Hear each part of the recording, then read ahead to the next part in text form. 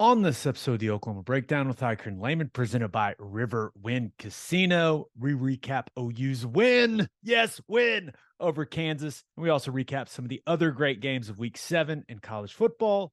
And we finish up giving you our winners and losers of the weekend. Please download and subscribe to the podcast, rate it 5 stars, and write us a good review. Follow the show on Twitter, Instagram, Facebook, and YouTube. Just search Oklahoma Breakdown on any of those, and you'll find us. All right. Our man Michael Hosty will kick this thing off. It's time for the Oklahoma Breakdown. It's a beautiful Monday, October 17th, and you're listening to the Oklahoma Breakdown with Ikard and Lehman, presented by Riverwind Casino.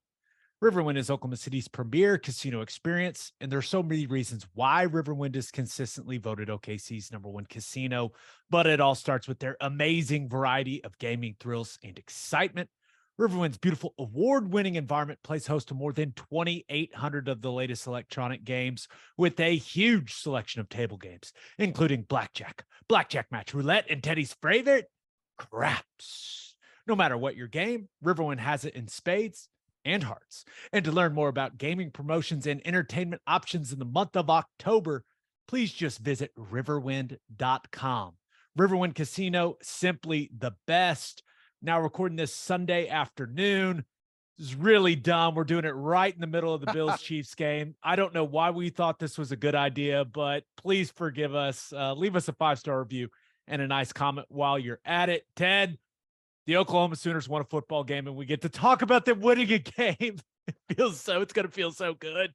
Feels amazing. Anxiety lifted. The pressure relief valve has been popped. This is great. I love it. Wasn't perfect, but there was a lot of really good stuff in there. No doubt. Now, normally throughout the season, we've been starting with the defense. I would like to keep the positive vibes rolling. Can we start with the offense? Let's do it. Go ahead. Fire 52 points, 701 yards of offense, and it felt like they left some yards and points on the field. And that is, while it's not an overly talented Kansas defense, we talked about that before the game. It's a disciplined group that's played some decent ball.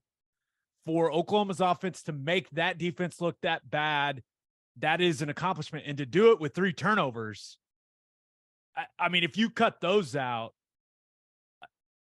really the Sooners stopped themselves on those drives.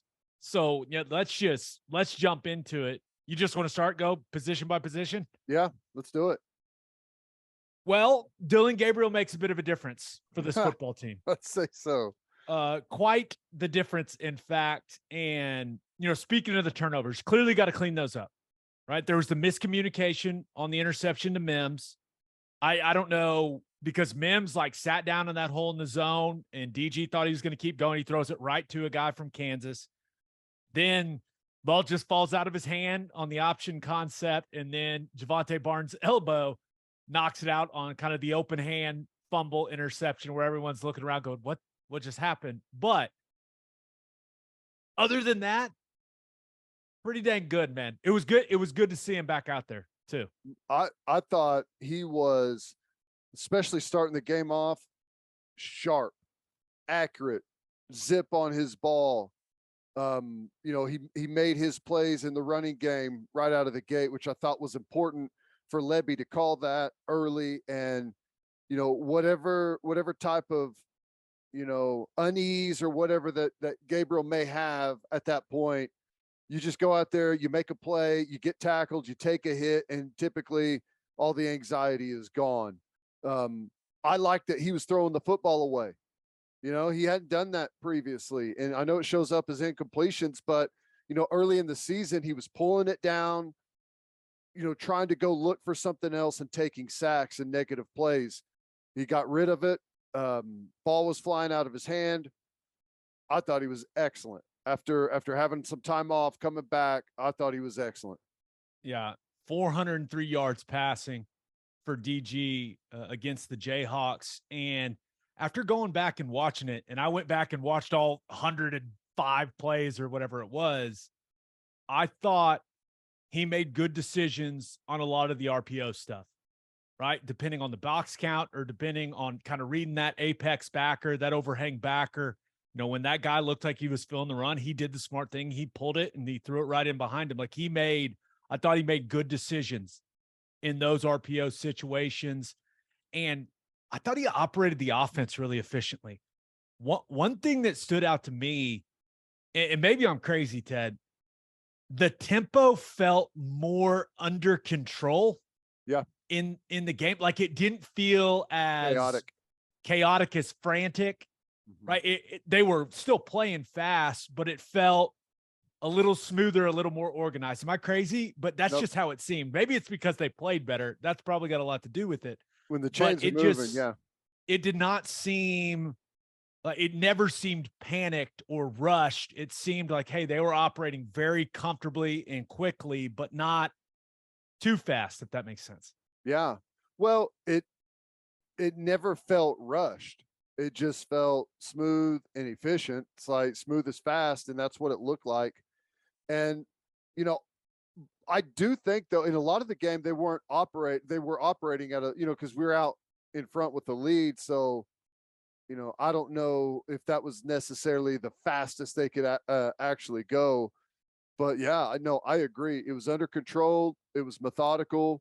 You know, late in the game, we went on a super long drive, only paid it off with the field goal. Wish we could have got the touchdown, but yeah, that was 18 or so plays of all run. Or not, I guess it wasn't all run, but mainly run.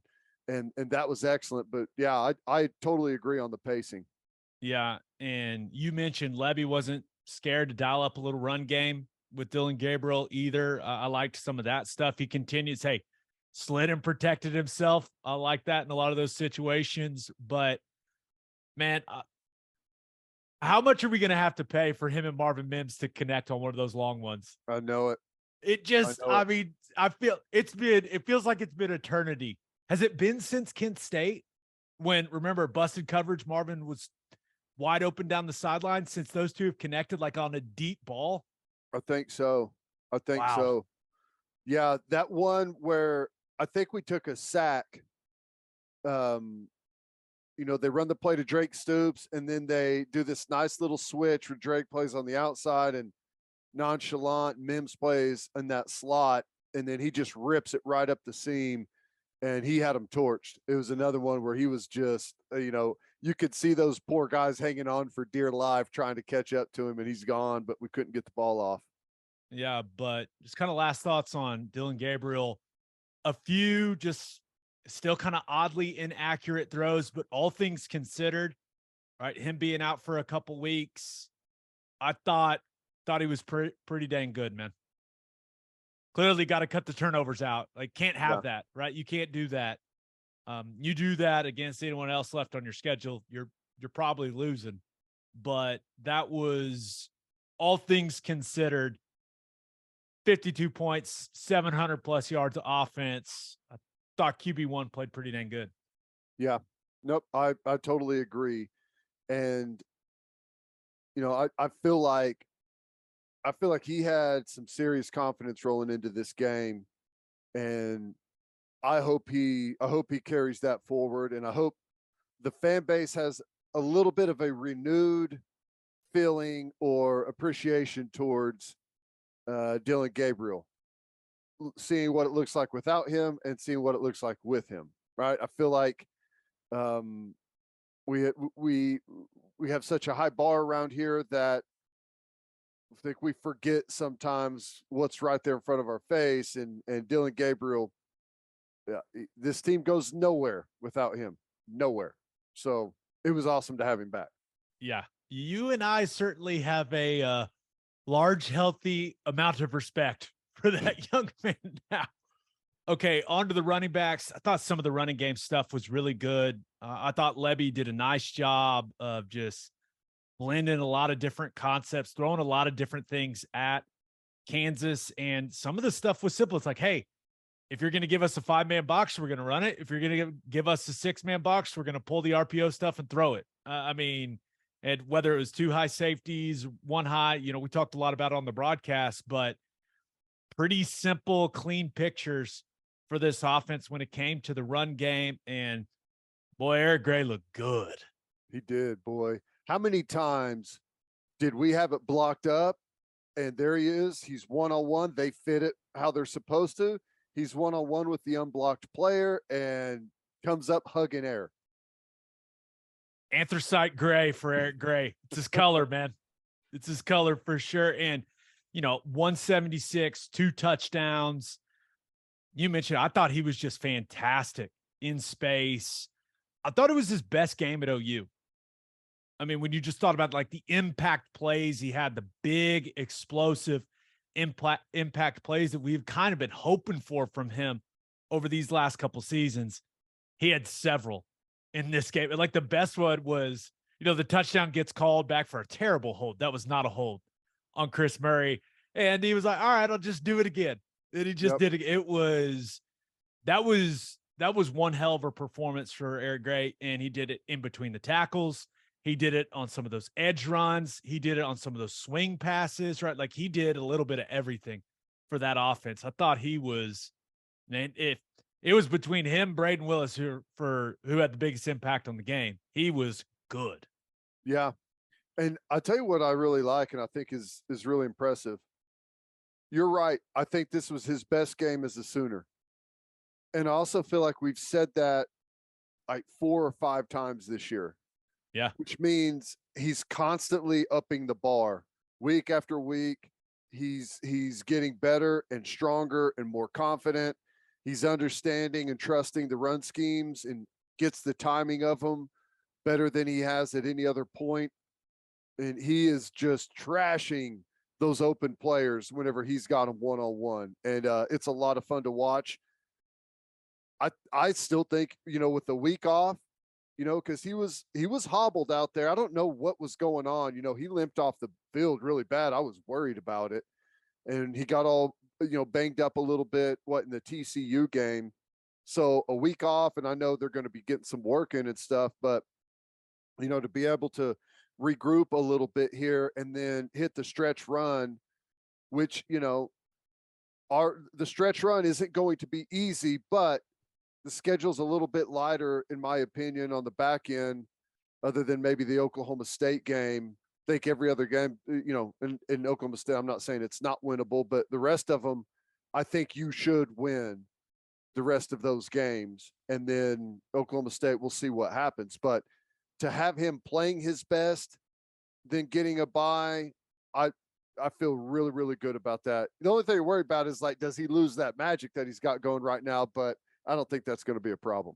No, just, talking to him after the game, interviewing him after the game, they talk about him being a pro. Like, I think he's just kind of locked in. He knows how important this year is for him and his football future. I think he's taken, the body maintenance stuff, all that stuff very, very seriously. So I'm with you. I think he's going to be even healthier moving forward now that they've gotten to the bye week. But Javonte Barnes did some good things, man. That young dude runs hard.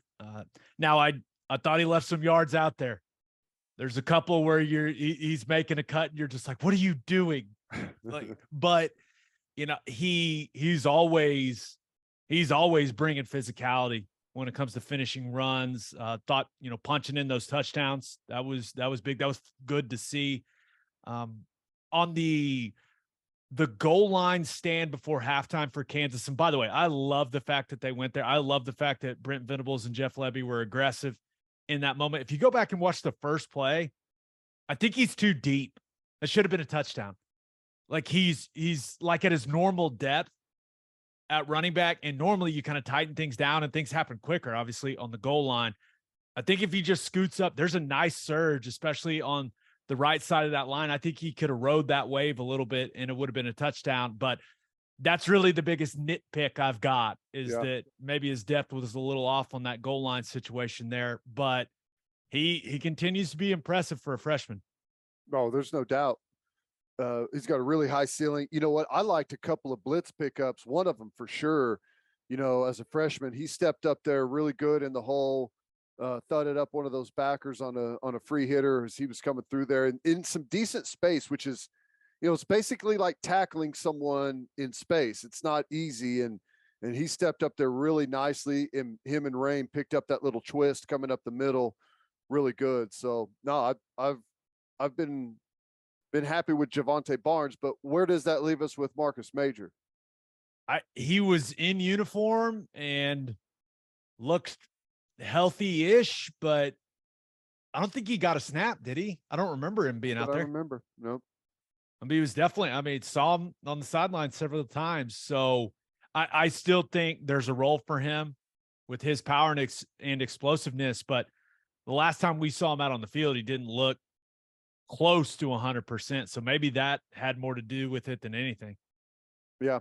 No, I think that's probably some of it. I feel like he'll still get some of his opportunities. I guess we just got to wait and see. I mean, I don't know. They may be seeing him practice, and when they're looking at tape, that Javonte Barnes is giving him a better look right now.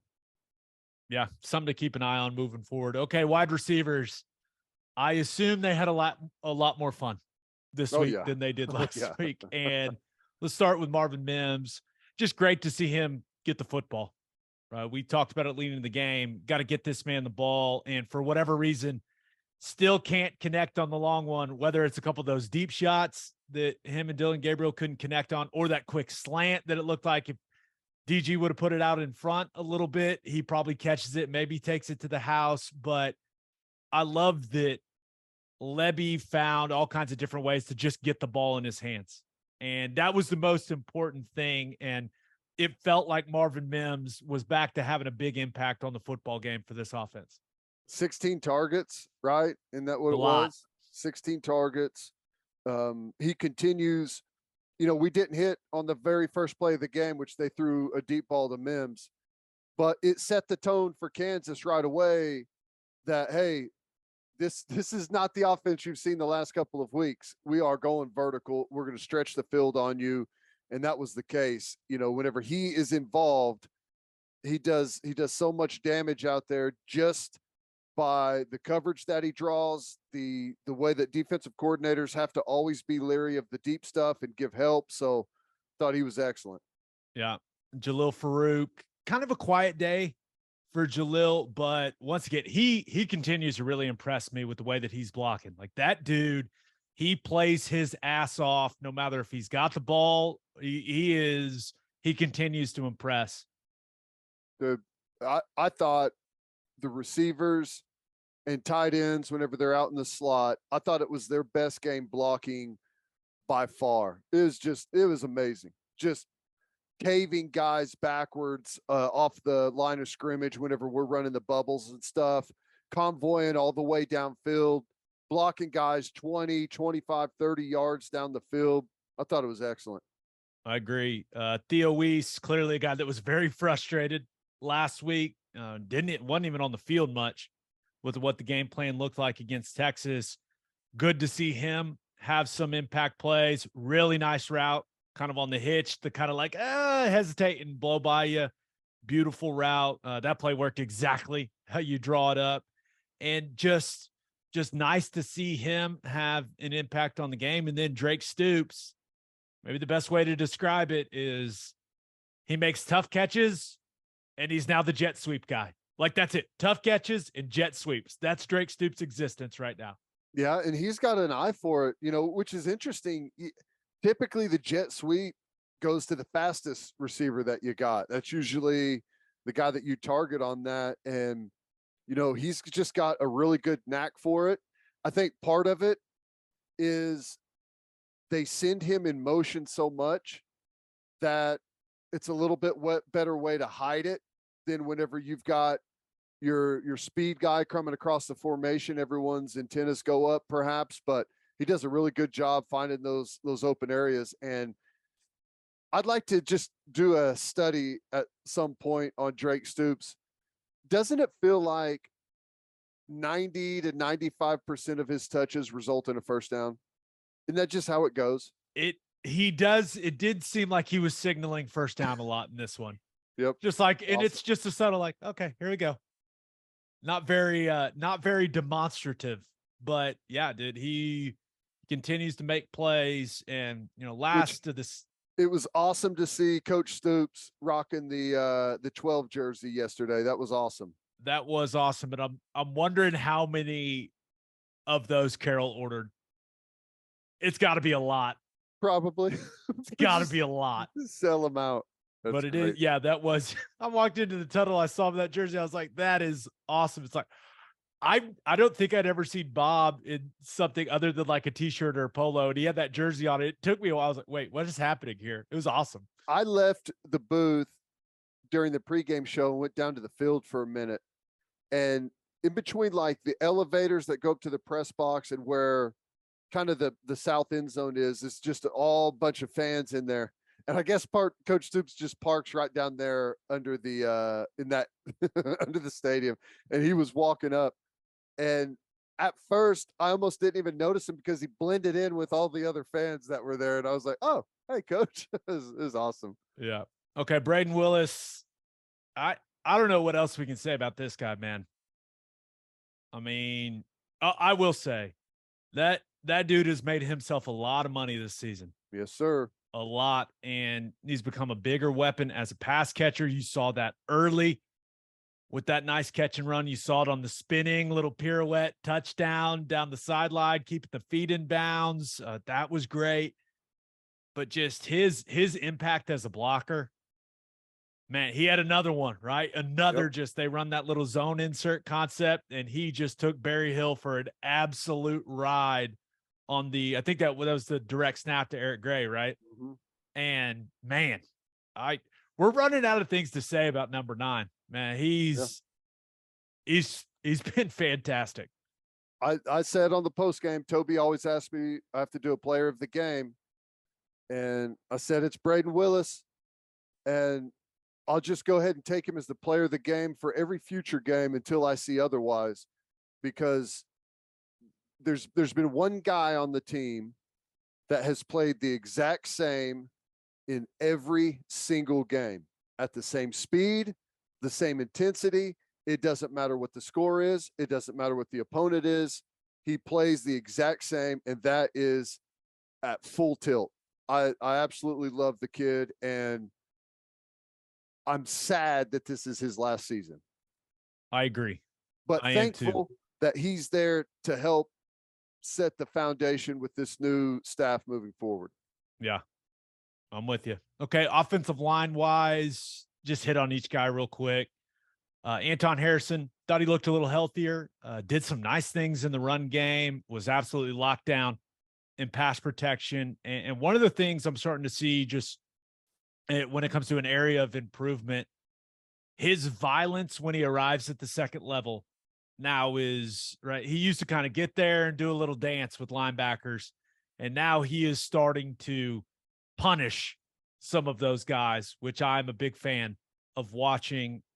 Left guard, you saw a little bit of Matoyer. You saw some Conjal, kind of got similar things from them. I think Conjal maybe has a little more awareness if you're comparing the two guys. And with the bye, with these 2 weeks, I wonder if he'll overtake Matoyer as that starter at left guard, because that ankle has been holding Conjal back. So that's something to keep an eye on moving forward. But thought both of those guys were very solid in that game. Andrew Rame, that's about as good as I've seen from him when it came to finishing blocks. Thought he had some nice things where he's playing with good pad level in the running game on double teams. I would like to see him have some more awareness. There's just some things he doesn't get his eyes in the right place fast enough, and he just gets blasted because of it. And I don't know if it's because his other linemen aren't warning him quick enough, or he's not seeing it quick enough, but some of that reaction stuff on those internal blitzes, because Crossfire was that was the flavor of the day for Kansas defensively. And if he could react quicker with his eyes, he would make his life a whole lot easier. But overall, nice game. And maybe most importantly, not a single snap issue. Right? And they did all kinds of different timing things, and he was money snapping the football. Chris Murray, that hold was not a hold. I thought he was solid.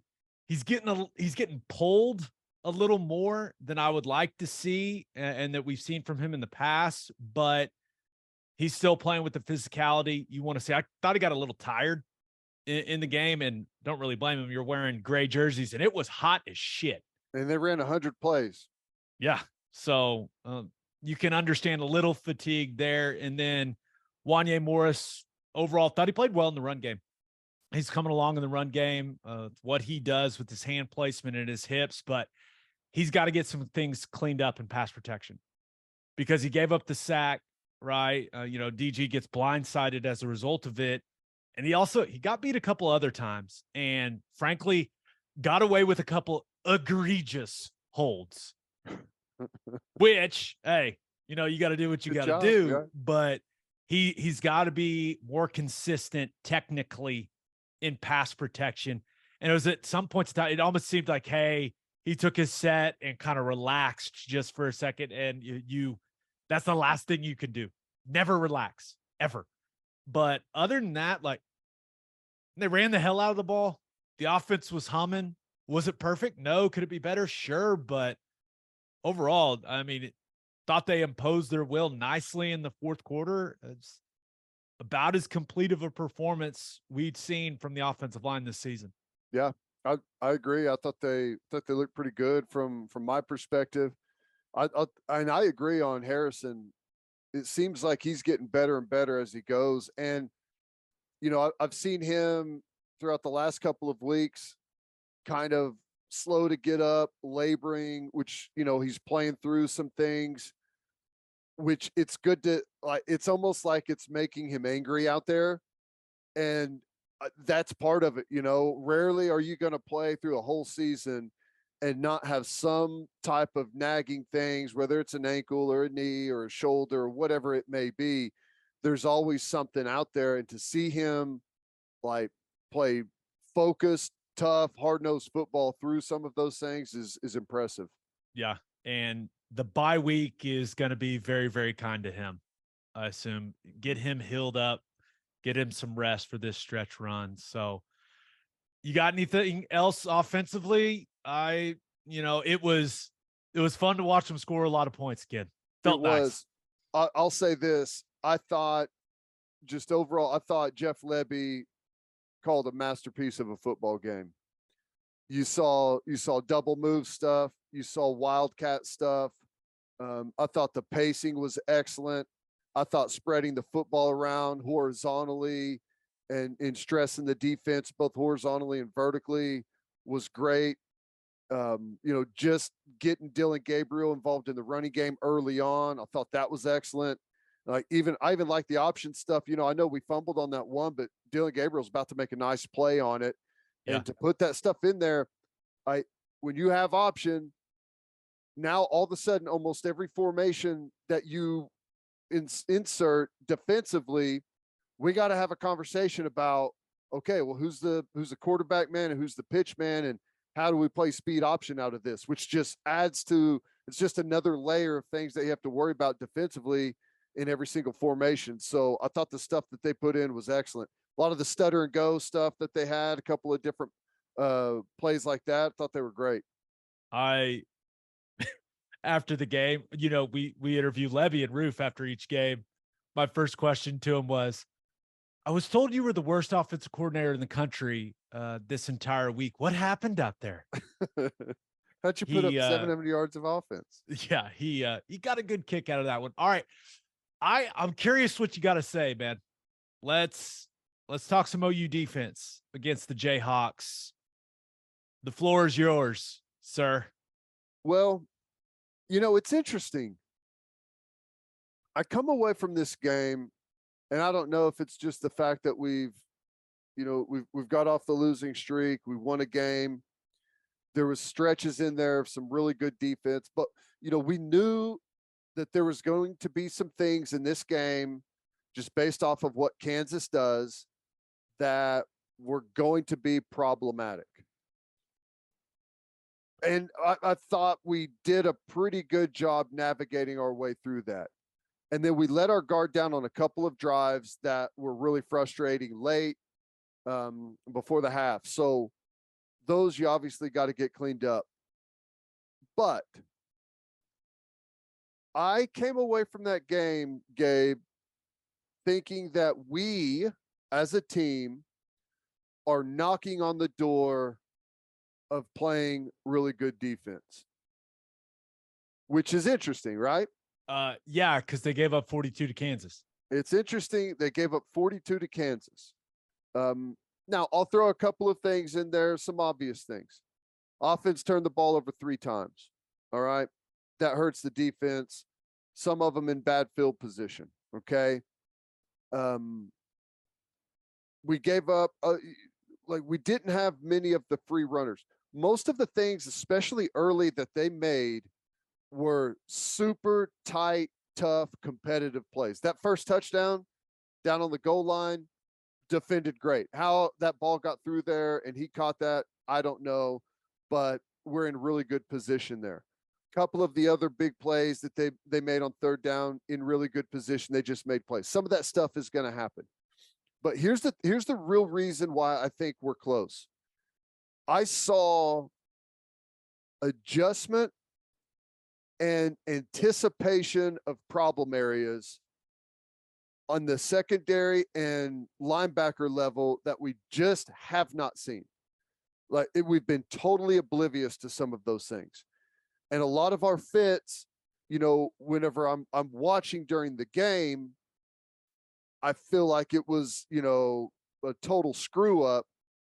I come back and I watch the film and I'm like, actually, that there's some really unique things that happened on some of them, and the fits weren't that bad. And this team makes it more difficult to fit the run than anyone that we play. And I thought we did overall a pretty good job. Was it great? Was not great. But I'm seeing signs I think Danny Stutzman, and he made some mistakes out there, but I think he played his best game. And forget the tackles, forget everything else. His eyes, his footwork, and his awareness were light years better than what he's been doing. There's a play, and it was a completed pass, but it was, it wasn't on him, but he's a flat player. He reroutes off the snap, goes super deep, vertical, maintaining his leverage on the back that's swinging, and he's carrying the back to the flat, but he's doing it at a deep vertical angle to give help underneath the number 1 wide receiver. At the beginning of the season, he's jumping the running back to the flat right now. Oh, I'm the flat player. There's a running back in the flat. I have him. There's just there's so many of those nuanced things that he's improved so much at. And I see the same thing from Agwebu. Now, they've had some problems at the point of attack, and I've told them this. They're both still playing too high, and they're getting knocked off their path too much because of that. But the eyes and the fits are so much better than they were even 2 weeks ago. It's insane. So I'm happy with what I'm seeing at linebacker, and that's why I'm saying we've got a bye week here, and as we gear up, the offenses we have the rest of the way are way more what you see is what you get than it's been against Texas and Kansas. Not necessarily the case against TCU, but I think the offenses they're going to see are way more straightforward. I thought the defensive line, we played a 4-man front almost the entire game. And I thought the defensive line, they weren't great to start off, but after that, they were penetrating. They were knocking off pullers. They did a pretty good job getting to the quarterback. Some of the things that we run during some of those past situations were a little bit more of a flush with the spy than they were all out rush to the quarterback. So all in all, I think the defensive line did a pretty good job, batted some passes down. Like I said, there was some really good penetration on plays, and they make it really difficult on our defensive ends. Like you were talking about the influence block. We got some of those. They stress you with option coming right at you. They stress you with zone read away where, you may be the quarterback player. So there was a whole lot on those guys this week. And I thought for the most part, they did a pretty good job. Secondary. I thought the secondary, other than whenever we got like discombobulated there on a couple of times, and I don't know what happened. It's almost like we just stopped playing. But for the majority of the football game, the adjustments were sharp. We didn't lose guys. We learned from things that happened previously. We looked like a little league team playing one of the first bunch routes that they hit us with. But after that, communication beforehand, I could see it. They light up and they've got two guys tied to the core. The corner's already talking to the safety. Then his guy motions and they're communicating. The backer understands. They're all on the same page. And I saw that throughout for most of the rest of the time. So, yeah, we gave up 42 to Kansas. It's good offense. I know it's their backup quarterback, but he made some really good. What do you have? 4 touchdowns again? Yeah. So, pretty good for a backup quarterback, 8 touchdowns in 2 weeks. But they made some plays on us. But I feel like we may not be over the hump, but the top of the hill is in sight. I'll take it, man. I'll take it. Now, there were a couple big explosive runs, a little disappointing with how they fit some of that stuff, especially that long one from Devin Neal. But just a couple things as I went through and watched. I agree with you. The CJ Colton interception was awesome. That's my first note. Amazing. Yeah. That was a really good play. And I think we're going to continue to see more of him. Yeah. Right. I think it's about production, man. When you produce, you find your way on the football field. I thought for the first, and maybe not for the first time, but Key Lawrence I don't know if it's the first time this season, but a rare occasion for the safety position so far this year where I saw a safety fly to a run fit and knock the shit out of somebody. Yep. And he had a couple of them. Yep. Sawed him off. And you could see, like you're saying, adjustment, recognition. Let's go. Mm-hmm. Let's pour it downhill and let's play physical football. And the thing was, like, that gap was opening and he was already there. Yep. And it just kind of like what you're saying with the backers, like that. I could see growth in Key Lawrence in that one play where I was like, he's seeing it clearly. He's thinking clearly out there. And that was he made a great jump on that one that hit him in the hands. He's got to be able to catch that, but really had a couple of those. Yeah. He made a good read on that first touchdown that they got and had a good hit on the guy. 99 out of 100 times that ball is separated there and it just kind of popped straight up in the air to him. I also think if he would have just looked at the ball, he could have just picked it off. Yeah. Yep. But hey, sometimes the ball doesn't bounce your way, but there were a few instances from him where I was like, okay, it seems like it's clicking. And then It was a bummer that Ethan Downs got hurt because just like a handful of snaps that he had early in that game, and there were some flash plays where you're like, okay, could be a fun day for him, but it seemed like a neck or shoulder, like stinger situation for him. So week.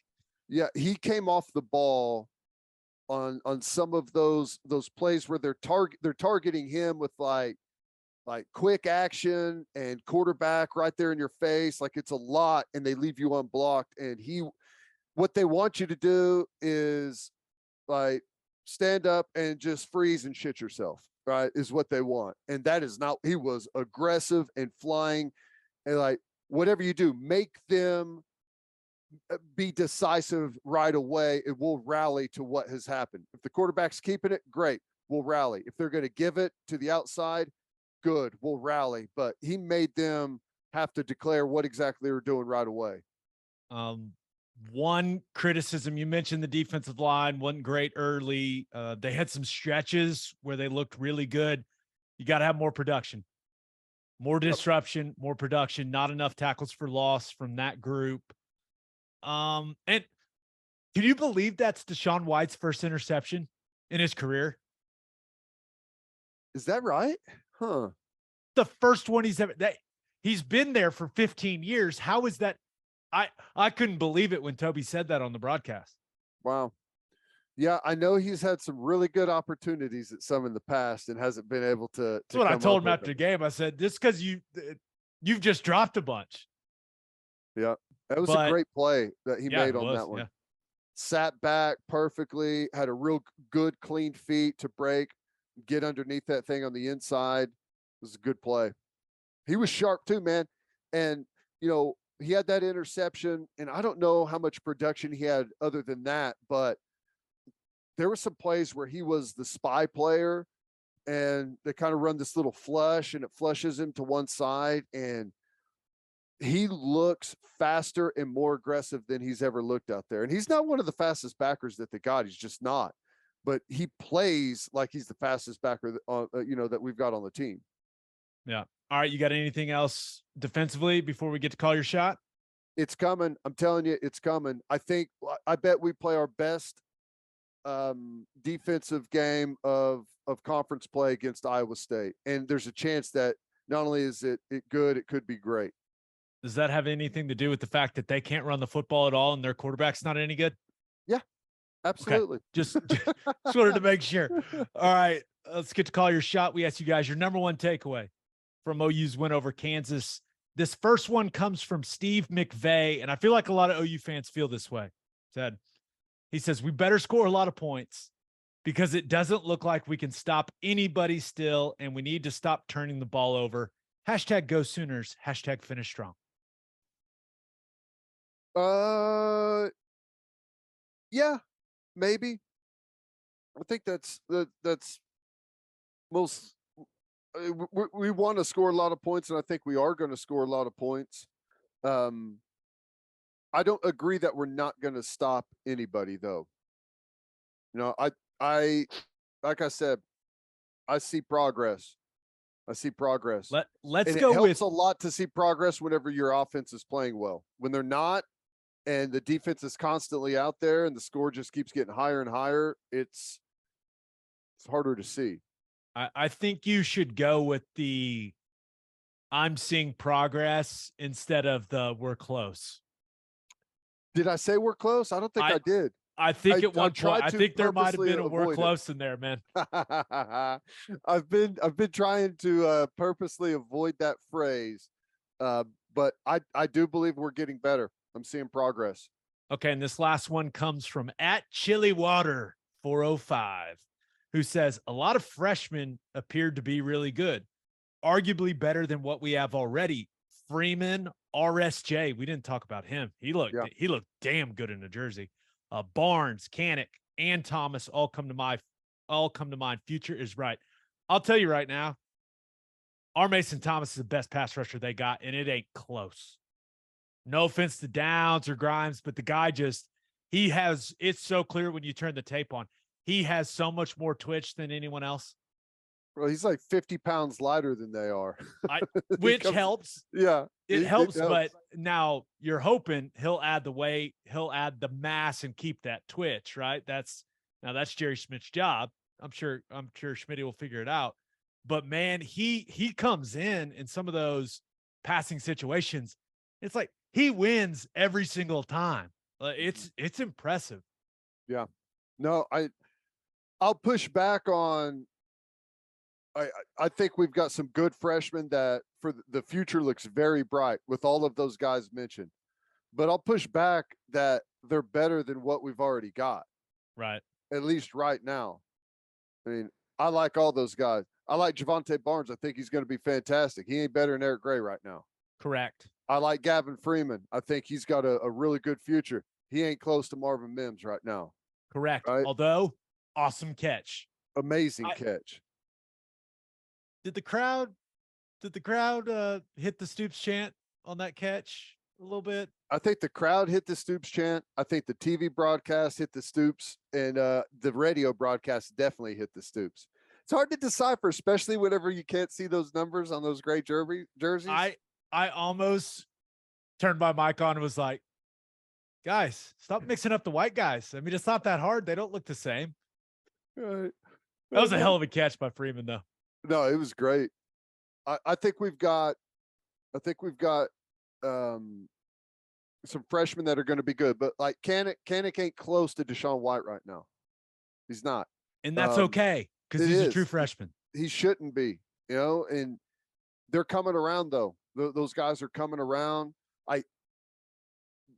Where Deshaun White is right here right now, and Canick is right here. But like the potential, you flip those. Like Canick, his potential's through the roof, and you just see when he's out there the way he moves and the athleticism that he's got. He's different than most guys you ever see. It's gonna come, but it ain't there right now. And I know people always want to replace everyone. It's the easiest thing to do. Just put the guy that's been on the bench the entire year in. He's got to be better, right? No, he does not. Well, there it is. All right, birthday shout outs. Happy second birthday to Huck Nolan Dean Nave. Happy 9th birthday to Giovanni Rodriguez. Happy 10th birthday to Zeke Yon. Happy 14th birthday to Dason.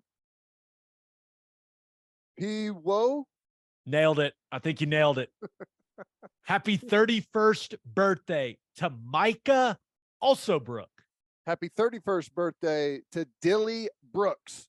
And happy 40th birthday to Nat and Heath Honsinger. All right, let's recap some of week 7 was, whoa. Is this the best week in college football you can remember? It was awesome. Let's talk about a couple of them.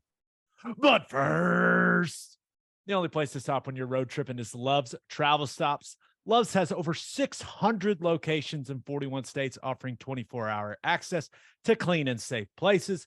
Whatever your road trip needs are, Love's has it. Fuel, fresh food, all the snacks and drinks, including, yes, my favorite, Java Hamore. That coffee is fantastic. Love's also has you covered if you forget your phone charger or headphones. They've expanded their mobile to-go zone so you can grab any of that stuff there. Make sure you download the Love's Connect app for exclusive offers from today's most popular brands. The Love's Connect app also includes a route planner and store locator. When you see that red neon heart on the highway, stop in and say hi at Love's Travel Stops. For a full list of what Love's has to offer, visit loves.com.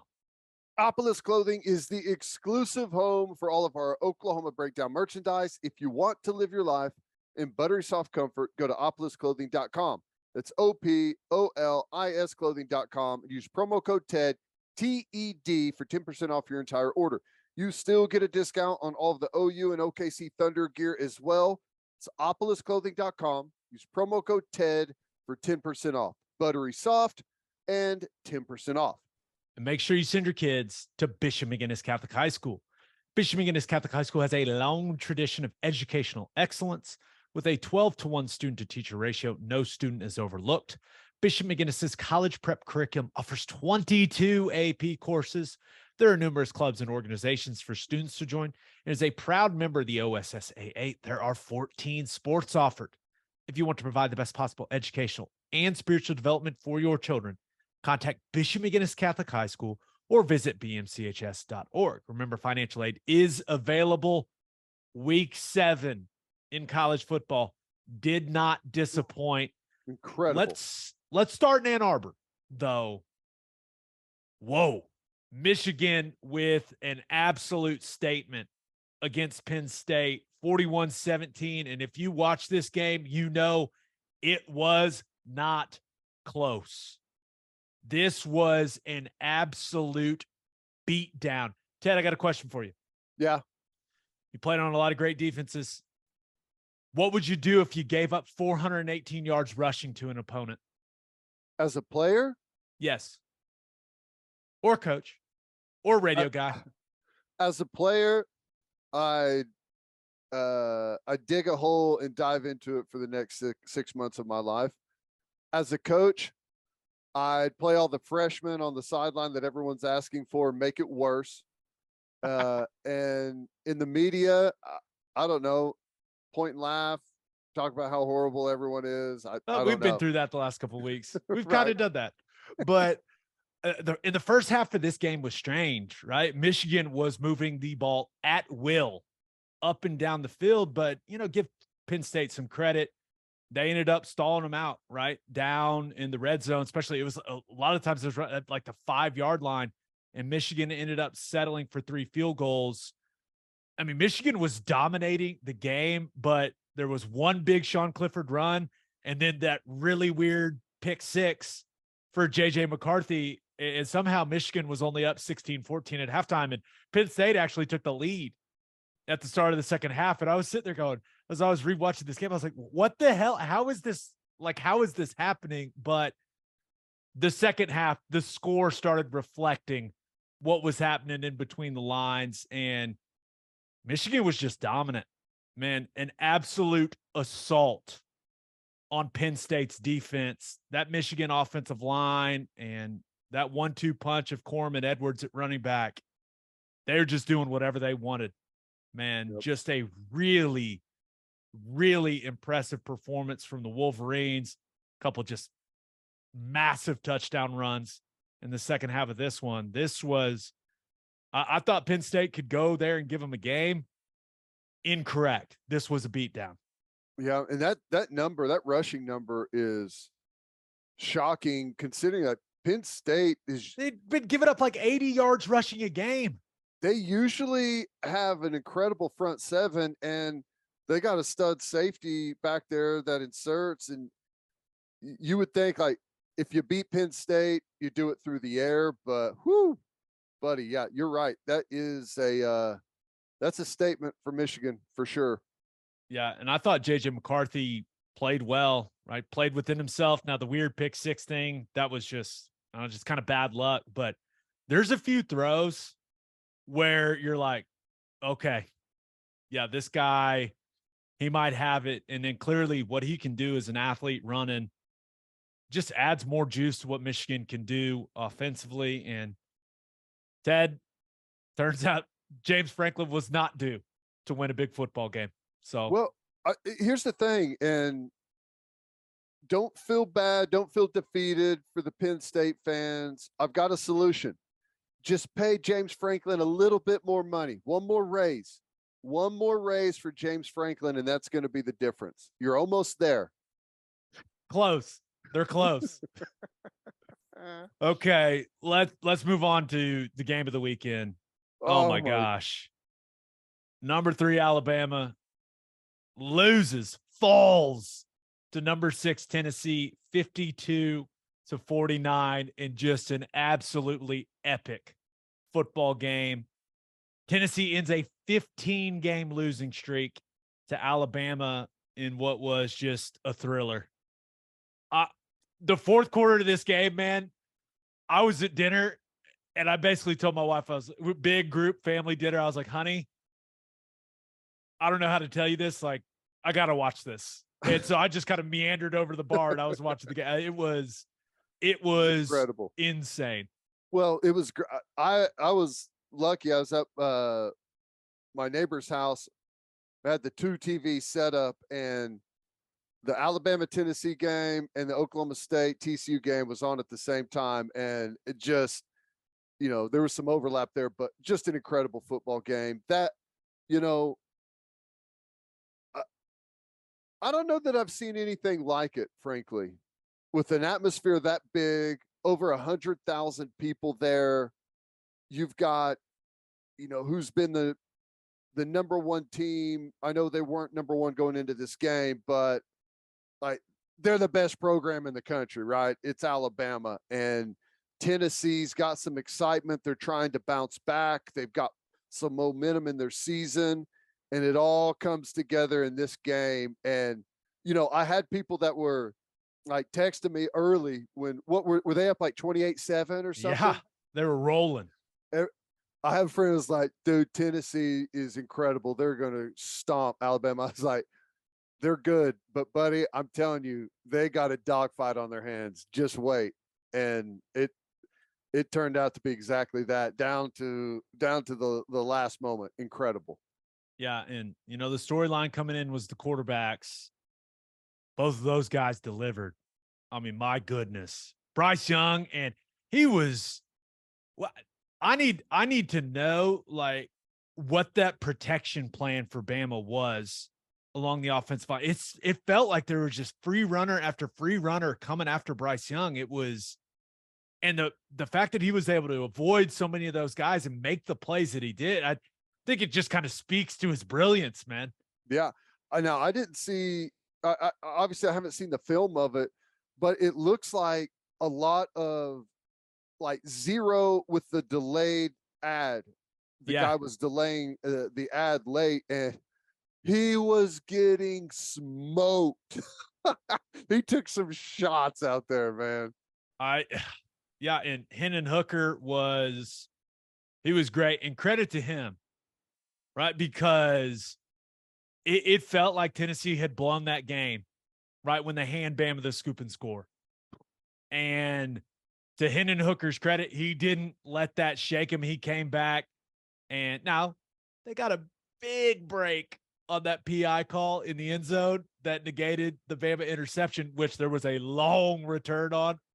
But for him to bounce back from that and play the way he played, that was really impressive. And this is the unfortunate reality of some great games in football, man. Sometimes it comes down to the kickers. And Riker couldn't hit it.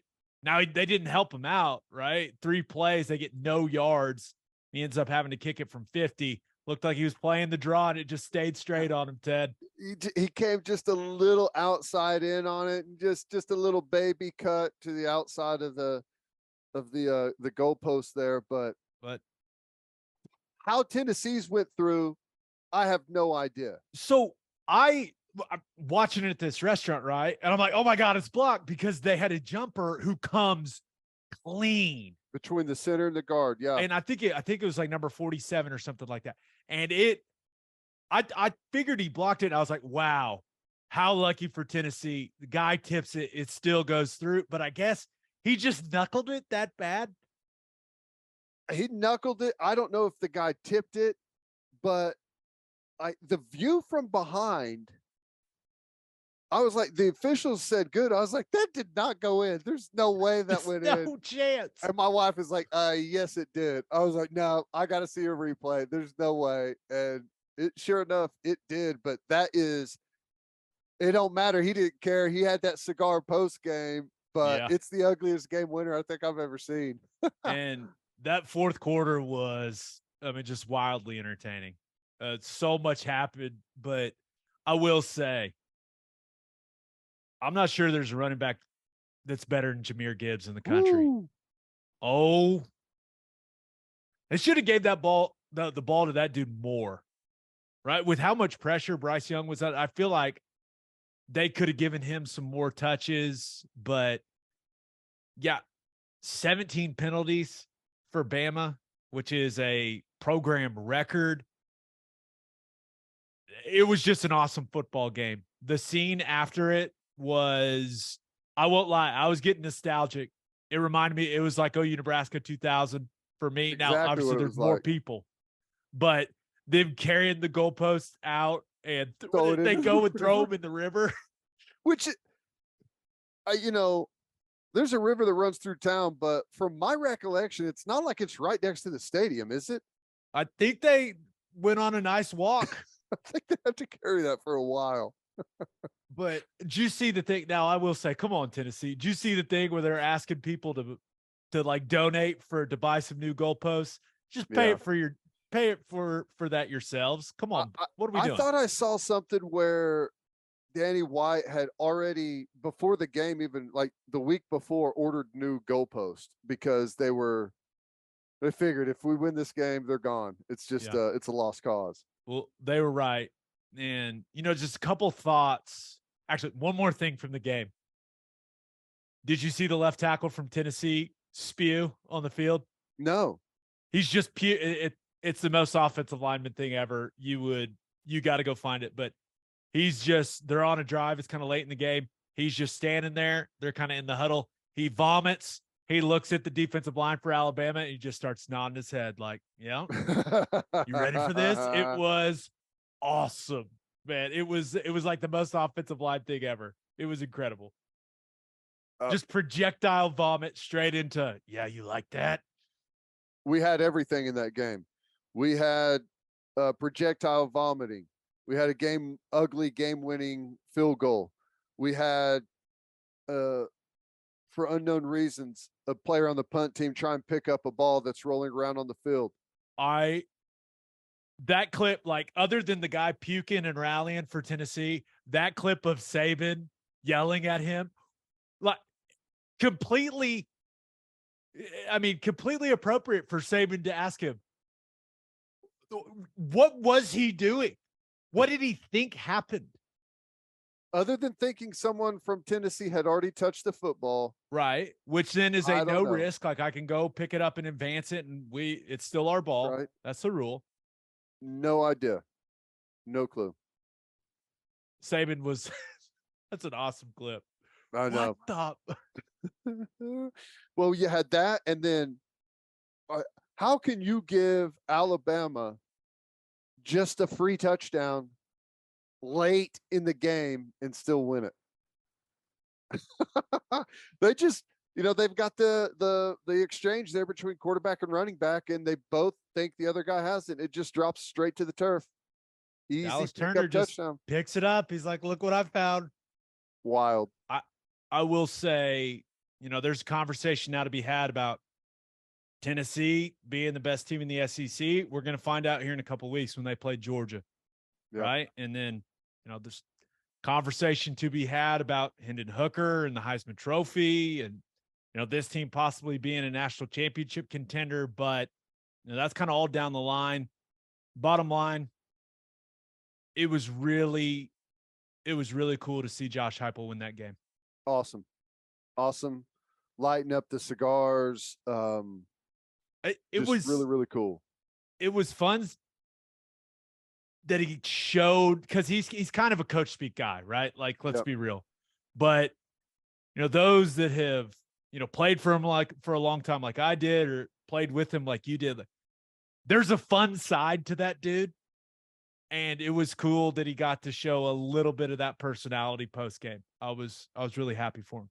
Yep, that was awesome. Now, that pass interference call, I was happy they called it, but I still have not seen anything that would suggest to me that there was pass interference that occurred on that play.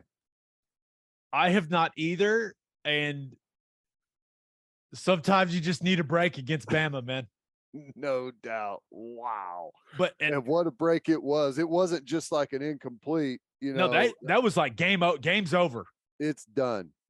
Yeah. They returned it all the way back to probably the other 25 or so. Yeah. Game would have been over. But we recapped everything that happened in this game and didn't even mention that Jalen Hyatt had 207 yards and 5 touchdowns. Like, he's still streaking down the field catching touchdowns, I assume. Like, what a performance for that dude.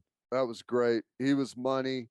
Hendon Hooker hit him in stride. Like, all of those were like, you're hitting a sprinter at full speed, right? He didn't have to break at all. Just like right here. Awesome. And that Tennessee offense did that to Bama without their best wide receiver. Yeah. Pretty impressive. All right. Oklahoma State went to Fort Worth and they lost in overtime, 43-40 in double overtime.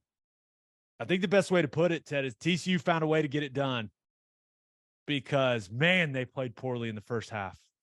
I mean, they could not find a rhythm offensively at all, settled for field goals. Spencer Sanders was ripping off big touchdown runs, right, in that first half. TCU had the muffed punt. What else happened? John Paul Richardson mossed a dude. Like, that was an awesome catch by him. But I really thought, as I went back and watched the first half of that game especially, I thought, even though they were up, 24-13 at halftime, I thought Oklahoma State missed an opportunity to really get out to a big lead in that first half. It felt like they could have had a commanding, like, 3-score lead heading into that second half, but they just weren't able to do it. Now, they did take a 14-point lead into the fourth quarter, and they let it go, but I felt like they missed an opportunity that first half with the way that TCU was playing. Yep. No, I agree. They controlled 80+% of that football game. Yeah. But just could never get that final nail in on TCU, and they had some missed opportunities there. Credit TCU's defense late for getting the stops that they needed to.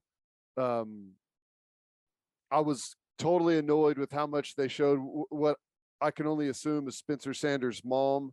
She got a lot of FaceTime. A lot of FaceTime on the broadcast. What was that? Which, I mean, I did like how much shit she was talking, though. Like, I was like, yeah, let them know, Mrs. Sanders. That was interesting, but I thought he played pretty good from the stuff that I saw. Problem is, Quentin Johnston is an absolute beast. Now, I've been saying for a long time that he's the best wide receiver in the Big 12, and I was starting to look bad throughout the beginning of this season, but that dude has come on strong the last 3 weeks. Yes, I agree. 8 for 180 and a touchdown, and a massive touchdown in the football game. But what'd you think about Gundy, the decision to kick the extra point at the end of the first overtime? I really, because they got a banged up team. I thought there was an opportunity for him to say, hey, let's go win this right there. Cause TCU had scored, kicked the extra point. They score. I was really hoping he'd go for 2 in that situation. I thought that would have given them the best opportunity to win the game. And I know hindsight, like, they get the holding in the second overtime, end up having to kick a really long field goal just to force TCU to score. But I don't know. I kind of thought he should have gone for 2 there.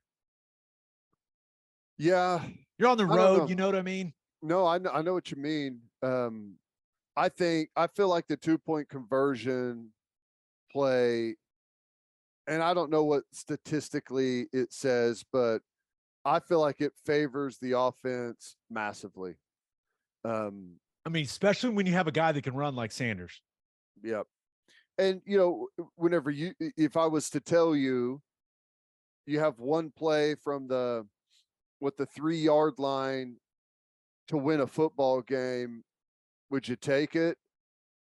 You'd almost always say yes. So I do get that. But on the other side of it, they controlled so much of that football game that I guess I could understand if you think that you're the best team and this thing's going to work itself out. But TCU was saying, we're just going to go win it ourselves then, I guess. Yeah. And Duggan was good again, man. Yep.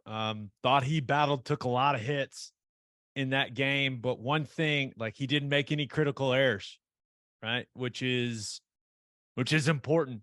But he found Quentin Johnston, which is a good idea. Kendre Miller, I thought they really found some stuff in the second half of that game in the running game. And I will say I got a lot of respect for Spencer Sanders. Mm-hmm. I guess he didn't practice all week with that shoulder, and for him to go out there, I thought he played his ass off. And I know he had the interception there in the fourth quarter. It was a big underthrow, right? Who knows if he lays that out there, if they end up winning this game or not. But I got a lot of respect for that guy. And maybe the best part of this game, and if you didn't watch the game, you probably have no idea what I'm talking about. But Ted, in the first half of this football game, there was a battle between both teams on who could be more obnoxious with the execution of the snail defensive substitution technique.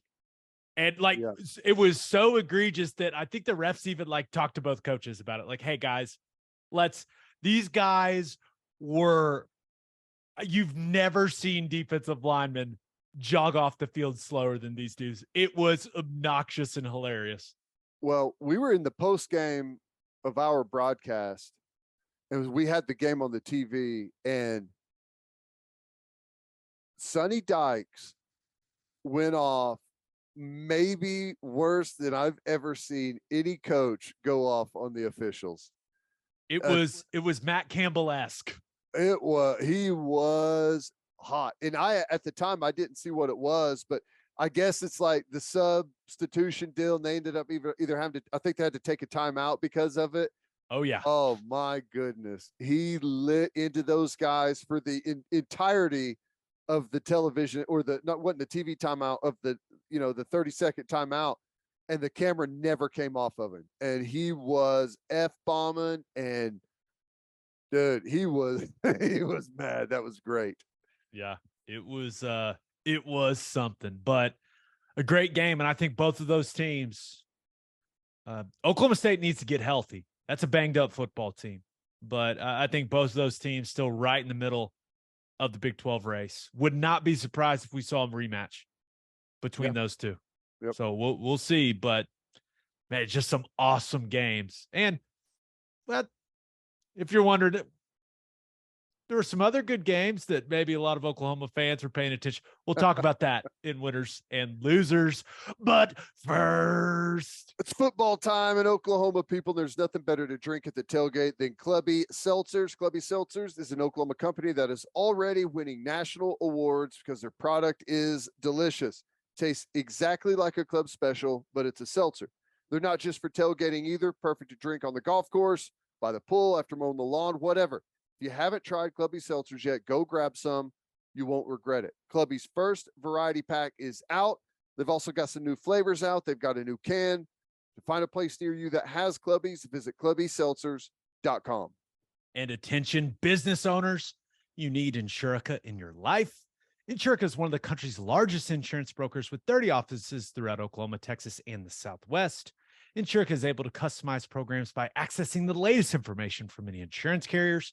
They compare and contrast coverage offerings and pricing in order to design a cost-effective, comprehensive program to meet your business's specific needs. Insurica's clients become best-in-class businesses by working with Insurica's team of advisors to manage risk. Purchasing insurance is only one way to protect your business. Best-in-class businesses win by avoiding a loss in the first place. If your business partners with Insurica, you'll save huge amounts of money and take back control of your total cost of risk. I'm an Insurica client, and you should be too. If your business wants to be best in class, connect with Insurica at insurica.com. That's INSURICA.com. As always, Ted, kick us off. Who do you have as your winner of the weekend? Well, I had to go with Ole Miss, who knocked off Auburn. They are now a perfect 7-0 and looking really good. They're into the top 10. Number 7 team in the country, getting all the media attention and the fanfare, and everyone loves Lane Kiffin and his dog and all of that stuff. So they're the winner because they get to bask in being a top 10 football team for another week, moving up to all the way up to number 7. But here's the bad news, though. They've got a backloaded schedule, and it's about to get way different for Ole Miss here in the final 5 games of the season. It is about to ramp up. There's no doubt about it. But I will say 2 things from that game. From what I saw, they're running the hell out of the football, and Jackson Dart starting to do some nice things with his legs. He's playing pretty solid for them. And every time I see him in those baby blue jerseys, God, those look good, man. I'm a massive fan of the. I don't know if it's technically baby blue, whatever hue of blue that is. Oh, big fan. No, it looks good. I like those uniforms too. And hey, they've earned their place. They knocked off a top 10 Kentucky earlier, but it's been a fairly light schedule. Other than that, they're about to go at LSU, at Texas A&M, Alabama, at Arkansas, Mississippi State. It's going to be a brutal 5-game run here to end the year. And I don't know. I think it would be it would be like incredible for them if they finish the season with 2 losses.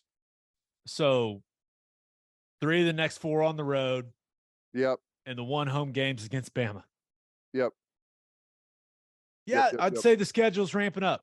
And I think LSU's an improving football team. They're getting better. Jaden Daniels he's found something, man. Yeah, playing much better. Texas A&M, we just saw them take Bama to the wire on the road. You never know really what you're going to get from them a week in, week out, but they're tough. And then Alabama, they're going to be gearing up to finish this season really hard now that they've taken that 1 loss. And at Arkansas, I guess KJ Jefferson is a little bit banged up right now, but by that time he'll most likely be back and ready to go. Mississippi State is no pushover. They're tough too. So going to be tough.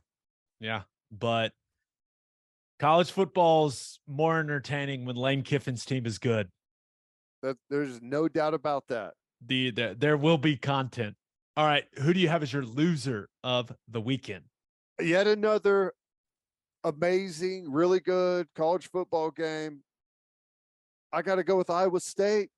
Oh, they got Texas on the ropes. They got them beat. You got like 2.5 minutes left. They're down, driving to take the lead from their like right at the 50-yard line. A deep ball to Xavier Hutchinson, who is wide open, hits him in stride, and he drops it.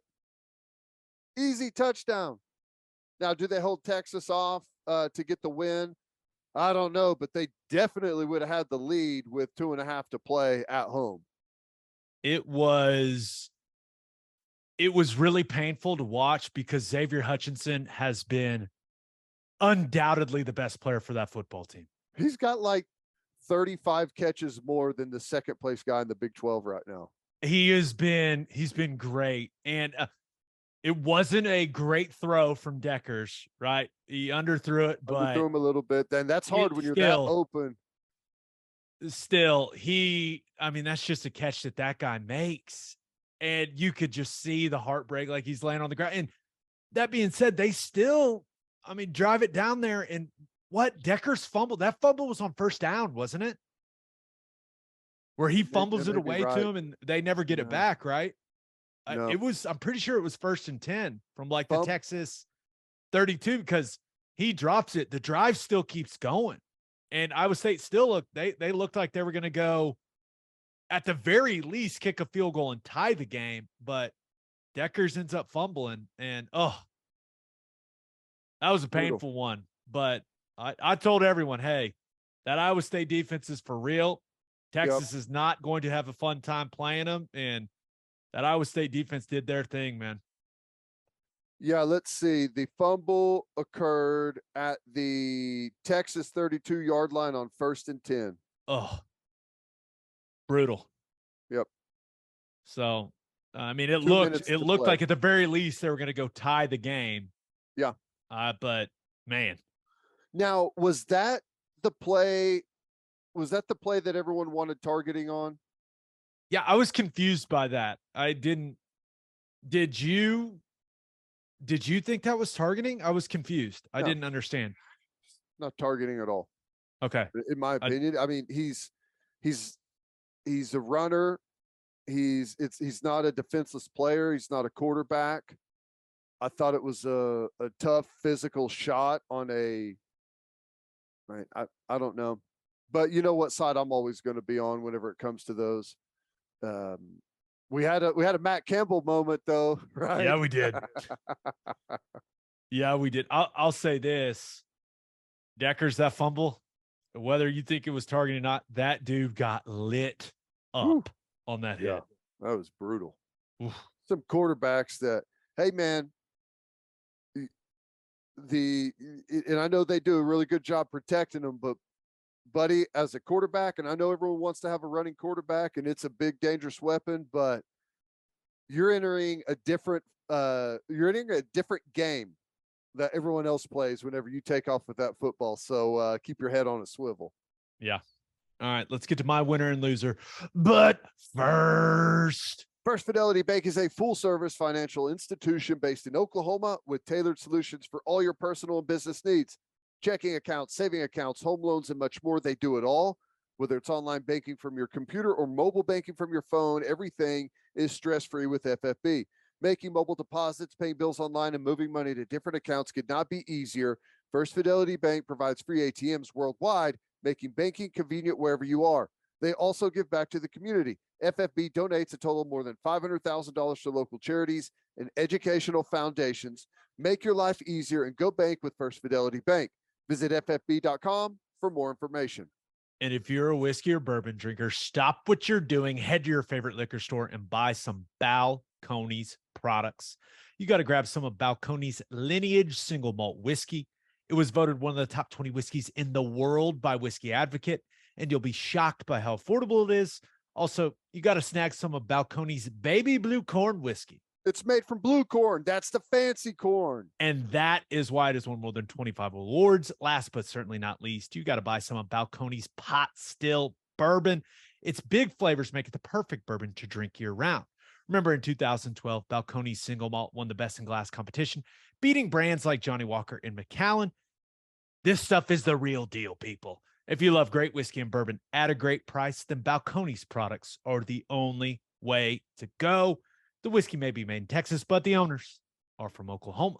To find a liquor store that has it, visit balconesdistilling.com. All right, for my winner of the weekend, I thought about going with Syracuse. 6-0, man. Smacked NC State. Now, NC State didn't have Devin Leary. He's going to be done for the year, which is a bummer with the pec, but it was not the prettiest football game, but watched quite a bit of it.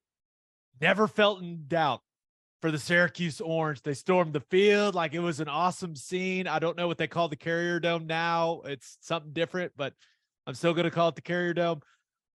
It was great. It was like Syracuse football. They got some juice back, man. Yeah. Now Syracuse is another. I feel like they're in the similar boat as Ole Miss.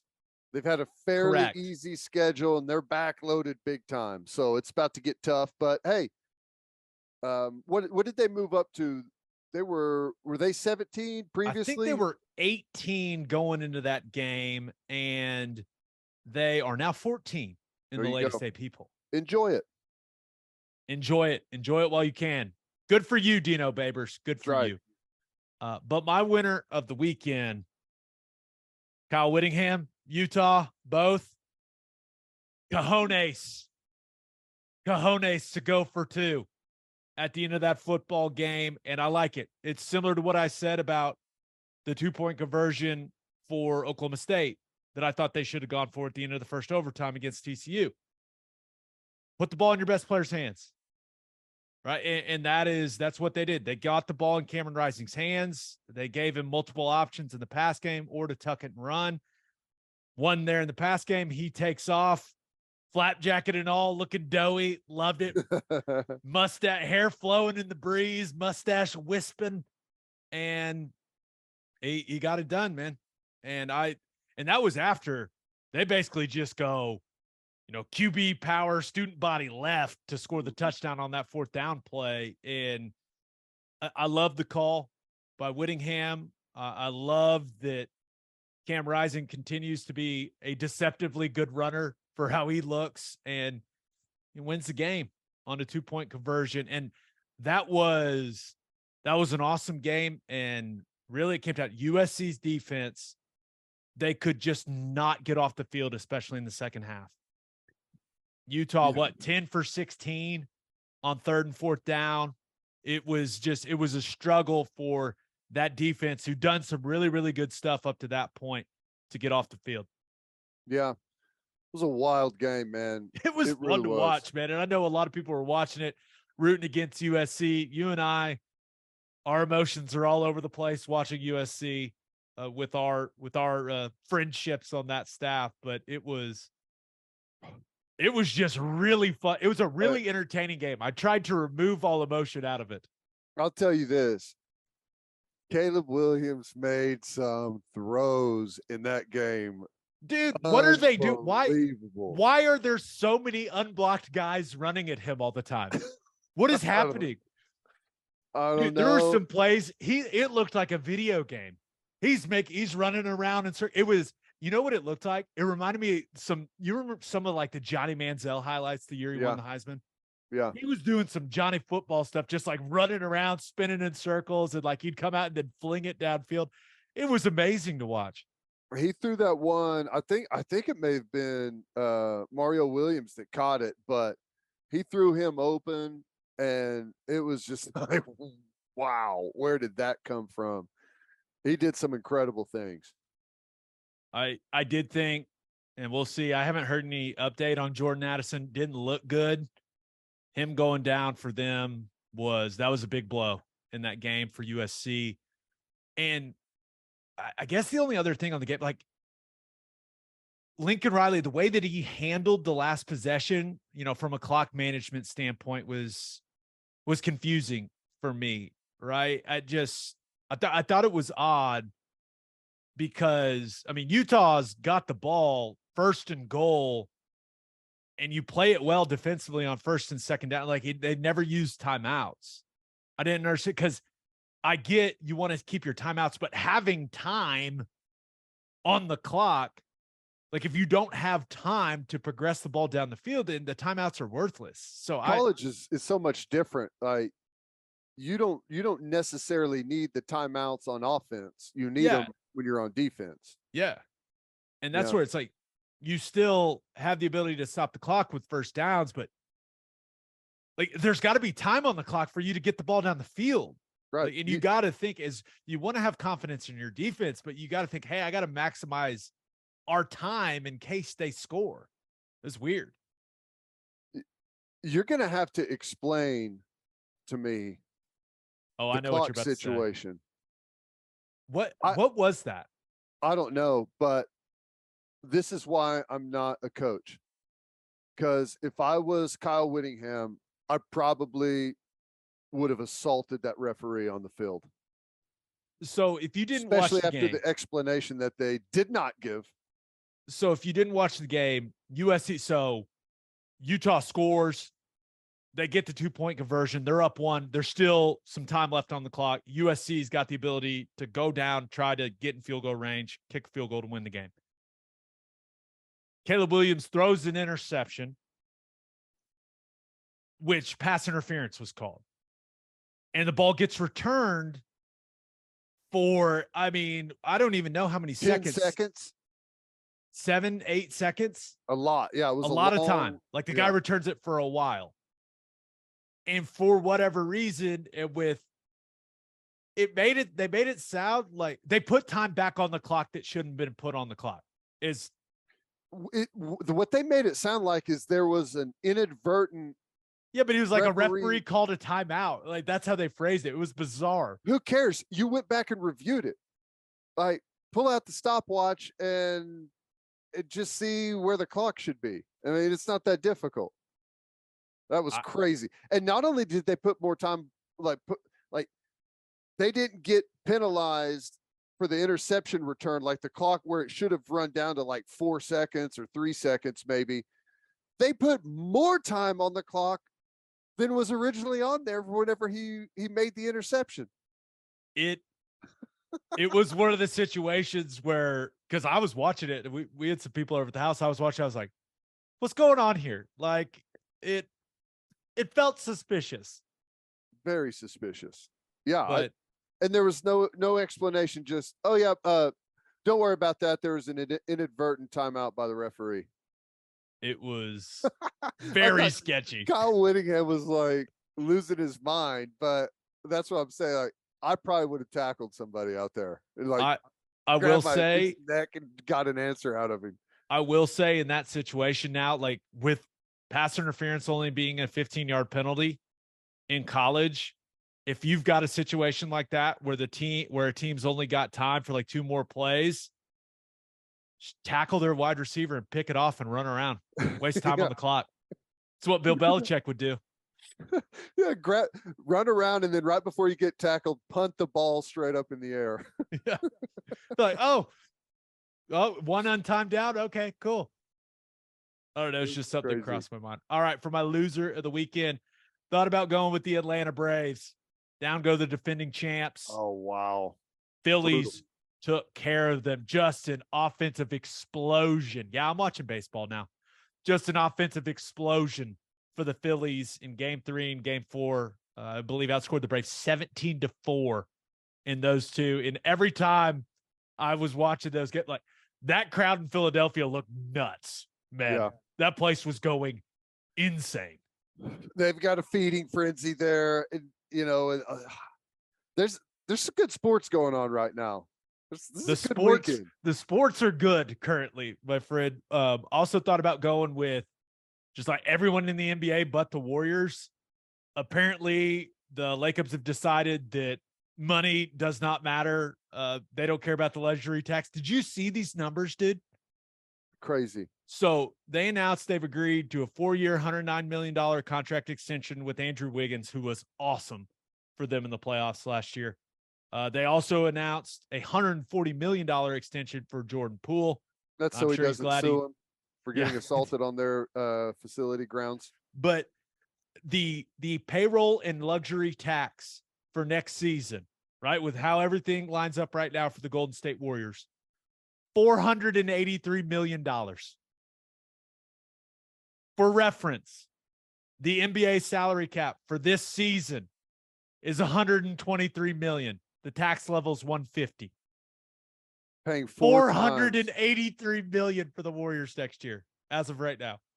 They're paying 4 times the luxury cap in penalties, luxury tax. Wow. Yeah. So I guess they just don't care. So, all right. But also thought about going with Lamar Jackson. What was that? And I know, hey, bad snap, right? Kind of sense of panic. But he's too good to throw it up for grabs in that moment, man. What was that? And wasn't he throwing it like to Ricard, the 300-pound fullback? Like, what was he doing? It ends up costing him the game against the Giants. Yeah. I will say, though, the Ravens are good, and I think they're going to be fine. But it was awesome that after the game, seeing Brian Daboll and the Giants, like, that was fun to see them, how much they were celebrating that win. That was cool. Yeah, it was. Saquon, healthy Saquon's so fun to watch. My God. I was about to write him off as a guy that's just not going to be able to stay healthy, and he's a difference maker. Oh my gosh. From one New York team to the other, man, because my loser of the weekend, and this is a couple of weeks in a row now, the Green Bay Packers. Right there, they were coming off that fourth quarter meltdown in London against the Giants, and they just got smacked at Lambeau by the New York Jets. I mean, 27-10, and Jets controlled that whole thing. Give the ball to Breece Hall, man, run the rock, and he's starting to come on strong for them. Zach Wilson didn't really have to do a ton throwing the ball. Packers could not run the football in that game, and the Jets held Aaron Rodgers in check, and they dominated special teams, right? Blocked a field goal, blocked a punt, scooped and scored for a touchdown. I mean, the New York Jets are forward too, man. It's crazy. Yeah, man. If you lose special teams that bad, like that gets people fired in the NFL. Oh, yeah. Whenever you lose special teams that bad. And yeah, the Packers, man, it's been a tough go for them. Their defense, like there was a stretch there where they were playing incredible defense. It's been a while. It's been a long time, actually. But, there was a while where they were kind of known for their defense, and it's just totally disappeared up there, man. Totally disappeared, and it's been tough for them. You can only manufacture so much offensively, and they're thin weapon-wise now that Devontae Adams is gone and went to Oakland. So it's I don't know, not looking good for the Pack, but somehow they always find a way to get it together at the right time, it feels like. Yeah. So it's going to be interesting to see if anything, their defense coordinator, Joe Barry, going to be interesting to see if he lasts the season. Guy's getting a lot of criticism his way. Yeah. Now, but I like Joe Barry. I played a year for him. I really like the guy, but it's all about results, man. Results driven business. Yeah. And I mean, Joe Barry's got nothing to do with the Jets getting after Aaron Rodgers. Right. I mean, sacked him, I think 4 or 5 times, hit him a bunch. I mean, it was Sauce Gardner ends up walking off the field wearing one of those Packers cheese heads. I saw that. It was awesome. Did you see Lazard? Remember, Lazard was a stud at Iowa State, and he's kind of become like, Rodgers' go-to guy. Xavier Hutchinson is like tunnel. Lazard 2.0. It's like the same guy. Yeah. Big 6'6" wide receiver. Yeah. But yeah, so Packers struggling, and Jets and Giants, man, they got it rolling. Kind of a little more life there in the New York football scene. It's kind of fun. Hey, I'll just tell you right now, thank God for the DVR, because I'm getting text messages about Josh Allen in this Chiefs Bills game. So I think this weekend of football isn't over yet. Yes. 10 to 10 at halftime. It's like 0-0, baby. We haven't missed anything. That's it. Let's go. If the second half of that game is anything like last year's playoff game, we're in store for plenty. Yeah. We'll talk about it on Wednesday. All right. Episode 258 in the books. We'll have a new podcast that'll drop Wednesday. Just a reminder, you can hear Teddy from 3 to 6 on 94.7 The Ref. You can hear me from 2 to 5 on Sirius XM Big 12 Radio, channel 375. OU won. Praise be. Hope you all have a great week. Until next time, we appreciate y'all for listening, and do what you always do, Oklahoma. Take care of each other.